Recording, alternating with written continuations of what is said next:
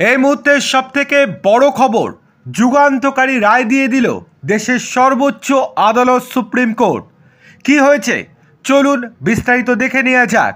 তার আগে আপনাদের কাছে ছোট্ট অনুরোধ, ভিডিওটি ভালো লেগে থাকলে লাইক, কমেন্ট, শেয়ার এবং সাবস্ক্রাইব করতে একদম ভুলবেন না। চলে আসি বিস্তারিত খবরে। আপনারা সকলেই জানেন পুলিশের দাদাগিরি কোন লেভেলে চলে গিয়েছে, কিভাবে মিথ্যা মামলায় ফাঁসিয়ে দিনের পর দিন অত্যাচার করা হয় কোনো মানুষকে। যদি রাজ্যের শাসক দলের বিরুদ্ধে কোনো ব্যক্তি মত প্রকাশ করে তাহলে খুব সহজেই তাকে গ্রেপ্তার করে যে করে হোক জেলে পাঠানোর চেষ্টা করে, কিন্তু এবার সেই নিয়ে বড় পদক্ষেপ করে দিল দেশের সর্বোচ্চ আদালত সুপ্রিম কোর্ট।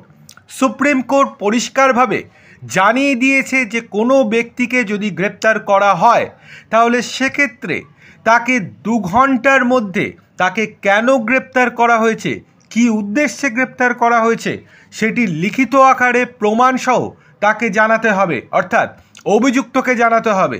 যদি জানাতে ব্যর্থ হয় পুলিশ তাহলে সেক্ষেত্রে তাকে আর গ্রেপ্তার করতে পারবে না। গ্রেপ্তার করার পরেও ছেড়ে দিতে বাধ্য হবে পুলিশ।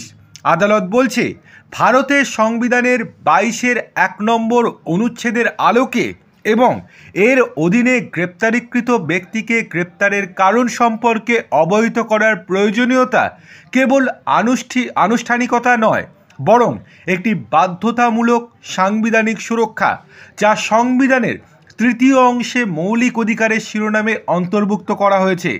সুতরাং যদি কোনো ব্যক্তিকে যত তাড়াতাড়ি সম্ভব তার গ্রেপ্তারের কারণ সম্পর্কে অবহিত না করে পুলিশ, তবে এটি তার মৌলিক অধিকার লঙ্ঘন হিসাবে গণ্য হবে, যার ফলে ভারতের সংবিধানের 21 নম্বর অনুচ্ছেদের অধীনে তার জীবন এবং ব্যক্তিগত স্বাধীনতার অধিকার খর্ব করা হবে। গ্রেপ্তারকে তখন অবৈধ বলে ঘোষণা করা হবে।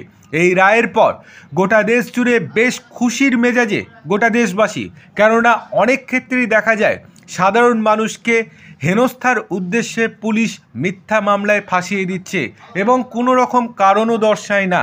সুতরাং গ্রেপ্তার করার 2 ঘন্টার মধ্যে তা পুলিশকে জানাতেই হবে, না হলে তাকে আর গ্রেপ্তার করে রাখতে পারবে না পুলিশ।